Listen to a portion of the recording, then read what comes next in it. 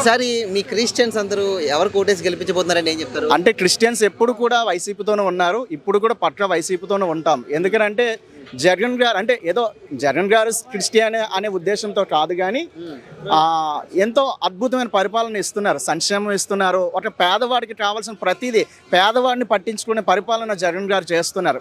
అందుచేతనే క్రైస్తవులు అందరూ, ఎందుకంటే క్రైస్తవం అంటేనే సేవా దృక్పథంతో ఉన్నదే, యేసుప్రభు నేర్పించింది అదే. కాబట్టి ఇటువంటి పరిపాలన, ఇటువంటి నాయకుడిని గెలిపించుకోవడం అనేది మన తక్షణ కర్తవ్యం. అందుచేతనే మేము వాలంటీర్గానే మా క్రైస్తవులందరము, మేము క్రిస్టియన్స్ అందరం వైసీపీకి సపోర్ట్ చేయడానికి మేముగా వచ్చాము. కాబట్టి ఝాన్సీ గారిని మంచి మెజారిటీతో వైజాగ్ ఎంపీగా చేసుకుంటామని నేను పక్కాగా తెలియజేస్తున్నాను. ఏం తెలుసు ఝాన్సీ గారికి ఎందుకు ఓటు వేయాలంటారు? రెండు విషయాలు చెప్పాలి. మొట్టమొదటిగా మెయిన్ జగన్ గారు బట్టి. రెండవదిగా ఝాన్సీ గారు ఆవిడ చాలా ఉన్నతమైన చదువు చదివిన ఆవిడ పిహెచ్డి, డబుల్ పిహెచ్డి ఉంది.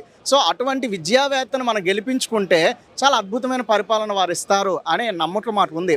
అంతేకాకుండా మొన్న ఆవిడ మా యొక్క వార్డుకు వచ్చినప్పుడు నేను ఆవిడకి ప్రార్థన కూడా చేశాను.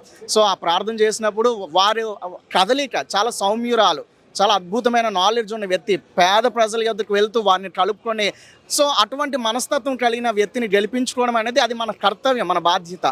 సో అందుచేతనే పక్కాగా ఆమె గెలుస్తారు. విశాఖ ప్రజలు ఎవరిని ఓటేసి గెలిపించబోతున్నారు మహిళలు అంటే మెయిన్ ఇప్పుడు జగన్ గారిని చూస్తారు, ఎందుకంటే సంక్షేమ పథకాలు అందరికీ పెట్టారు కాబట్టి ప్రతి ఇంటికి సంక్షేమ పథకాలు వెళ్ళాయి.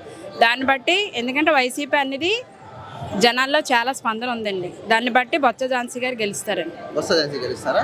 ఎందుకు ఓటేయాలంటారు బొత్స ఝాన్సీ గారికి? అదే అంటే ఆవిడ ఫస్ట్ అక్కడ విజయనగరం జిల్లాలో చేశారు, శ్రీకాకుళం జిల్లాలో చేశారు ఎంపీగా. అలాగే ఆవిడ మంచితనం, బాగా చదువుకున్నారు, అందరితో ఆప్యాయంగా మాట్లాడతారు, చాలా మంచి పథకాలు అమల్లోకి వచ్చినా ఆవిడ ప్రజలందరిలోని చేస్తారు కాబట్టి ఆవిడ కోటేస్తారండి ప్రతి ఒక్కరు. జనాలు నమ్ముతారా? ఎందుకంటే ఇక్కడ భరత్ ఉన్నాడు, బలమైన అభ్యర్థి అంటున్నారు. ప్రజలు ఆయన నమ్ముతారా లేదా బొత్స ఝాన్సీ గారిని నమ్ముతారా? బొత్స ఝాన్సీ గారిని నమ్ముతారండి. మనం ముందు ఫస్ట్ మనకి ఈ దేశంలో మన రాష్ట్రంలో జరిగింది ఏంటి, మన వైజాగ్లో జరిగింది కూడా సంక్షేమ పథకాల వల్లే మొత్తం ఓటేస్తారు. ఎందుకంటే ఇప్పుడు ఝాన్సీ గారు జగన్ గారు నించోబెట్టారంటే ఆవిడ అక్కడ గెలుస్తారనే దాన్ని బట్టి ఆవిడ నించోబెట్టారు. కంపల్సరీ వేస్తారండి.